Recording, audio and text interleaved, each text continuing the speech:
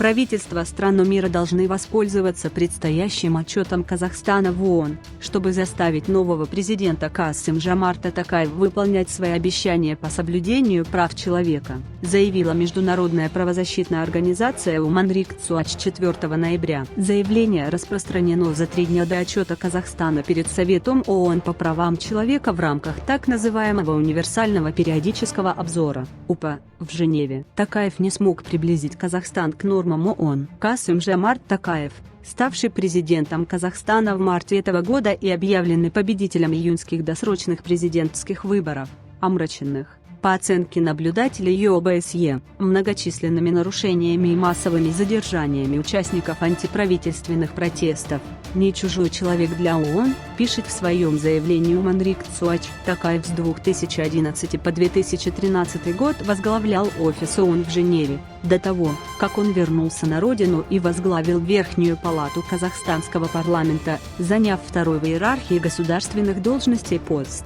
После отставки правившего почти 30 лет Нурсултана Назарбаева президентские полномочия, согласно Конституции, перешли к Токаеву, на тот момент председателю Сената. Президент Токаев знает ООН, как мало кто другой. И все же с тех пор, как он стал президентом, он не смог приблизить Казахстан к нормам ООН в области прав человека, говорит Хью Уильямсон, исполнительный директор Human Rights Watch (HRW) по Европе и Центральной Азии. Уильямсон призывает другие страны надавить на Токаева, чтобы Казахстан провел необходимые стране реформы и уважал инакомыслие и общественные дискуссии.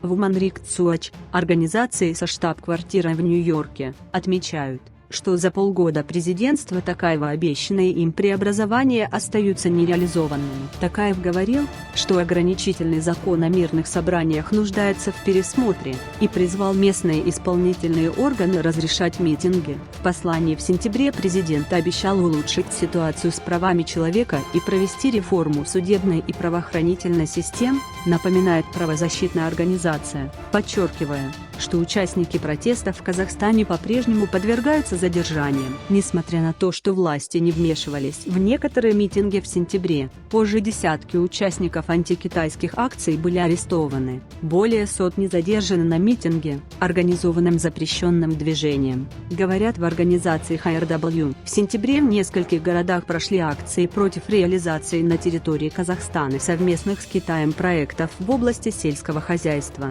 промышленности и логистики. Демонстранты выражали недовольство усилением присутствия Китая в экономике Казахстана и проводимой Пекином политики в отношении коренных меньшинств Синьцзяна, в том числе этнических казахов. Вместе с тем 21 сентября в ряде городов были задержаны люди, пришедшие к местам, которое запрещенное в стране и признанное судом экстремистским движение «Демократический выбор Казахстана», создано живущим за границей опальным экс-банкиром и критиком властей Мухтаром Аблязовым, указала как площадки для проведения протестов.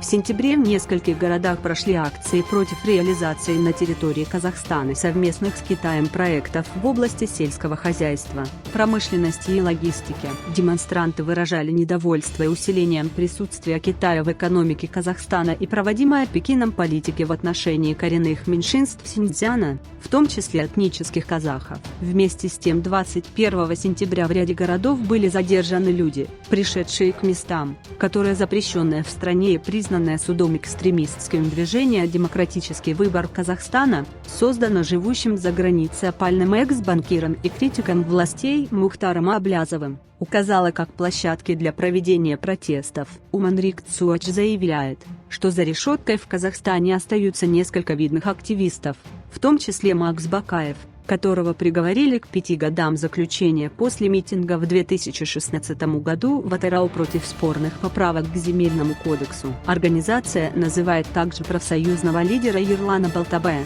осужденного по делу о присвоении средств. Многие считают, что обвинения против Балтабая были политически мотивированными. Он был помилован президентом Казахстана, ему заменили 7-летний тюремный срок на штраф в размере свыше $4000.